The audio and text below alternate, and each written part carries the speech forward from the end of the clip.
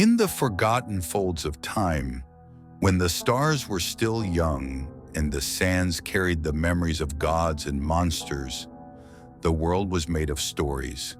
Some whispered through the leaves, others sang in the wind, and a few were too dangerous to speak aloud. Beneath domes of sapphire and minarets of bone, in cities carved from starlight and shadow, wandered those chosen by fate, not kings or warriors, but listeners, seekers, bearers of untold truths. These are the chronicles never written in books, etched instead into the veins of the earth, or sealed in the breath of a dying flame. Tales traded between spirits and dreamers, guarded by winds that speak only to the brave. Tonight we unravel one such tale, a tale born not from ink, but from fire and silence. So still your heart, open your mind, and step with us into a world where memory has teeth and the moon remembers your name. For in the east, where magic sleeps beneath the dust, every night is a gate, and every story a key. In the searing heart of the great golden wastes, nestled between shifting dunes and ancient stone altars, half swallowed by time, there sat the modest town of Sarabad, a place where dates tasted of honeyed sun and minstrels sang of things they barely understood. Among its cobbled alleys and bazaars perfumed with saffron and oud lived Yazid ibn Qasim, a carpet merchant of little fortune but great curiosity. He had no family but the town itself, and no wealth but the stories he traded with wandering Bedouins. Yet destiny does not favor the grand alone. Sometimes it chooses the humble. It was on the eve of the festival of Ashura when Yazid stumbled upon the relic. While seeking shade in the ruins of an old watchtower, he tripped on something buried beneath sand and vine, a rusted iron ring embedded in a stone slab. The ring pulsed faintly with warmth, though no fire touched it. He pulled, and the wind screamed. Sand burst like cannon fire as the ground split open, and a column of blue flame roared upward. The sky dimmed. The world paused. And from the fire emerged a figure as tall as minarets, with eyes like molten silver and skin shifting like ink in water. "I am Naruk the Bound," the being thundered, its voice echoing across miles. "Last of the Ashen Djinn, freed by mortal hand after 1,001 years." Yazid, stunned but not afraid, asked the only question that mattered. "Are you here to bless or to burn?" The Djinn looked down at him and smiled, a slow, ancient smile. "That depends on the heart of the one who freed me." The air was thick with silence after the Djinn's declaration. The ruins, once forgotten, now seemed to breathe. Yazid steadied his voice. "If I freed you, what will you do?" Naruk's molten eyes narrowed. "The mortals who bound me are long turned to dust.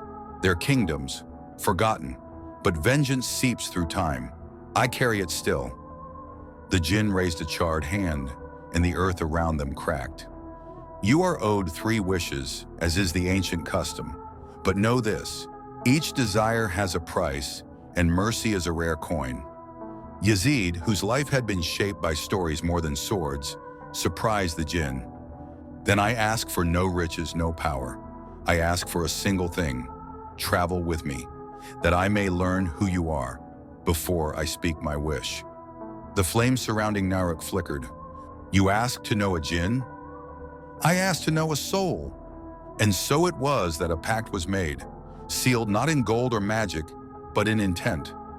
Naruk shrank in form, now only twice Yazid's height, and cloaked himself in a flowing burnous of smoke and sapphire.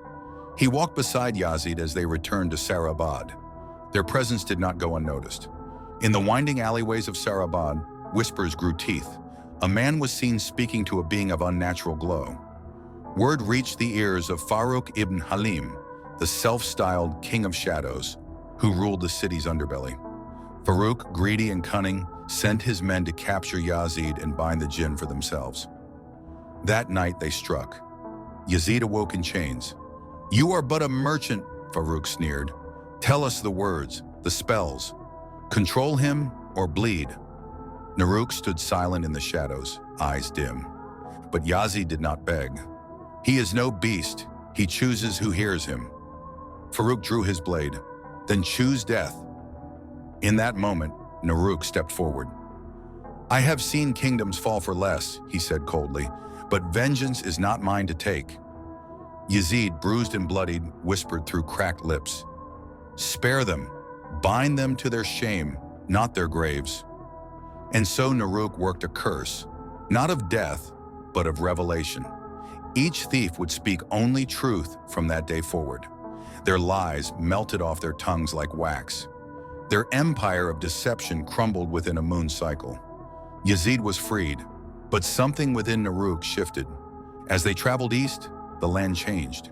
Deserts gave way to stone valleys, then to lands where stars touched the water's edge. In the Valley of Echoes, they met an old woman, blind but not lost. She spoke to Naruk with a voice like sand. You wear the flame of the Ashen. I know your name, cursed one. Then speak it, Naruk challenged. She whispered, you were once Nur el-Qidr, a guardian of balance. You fell when wrath consumed your mercy. The jinn turned away. Yazid asked, is it true? Naruk did not answer. Later that night, Yazid dreamed of a battlefield, jinn and humans alike falling under storms of fire. A single figure, burning brighter than all, unleashed a fury that cracked mountains. He awoke sweating. I saw you, he whispered. You destroyed them. Naruk nodded. I was betrayed, but I chose to destroy. There is a difference. Months passed. Yazid became known as the man who walks with flame. Villages welcomed him, not for gold or magic, but for wisdom.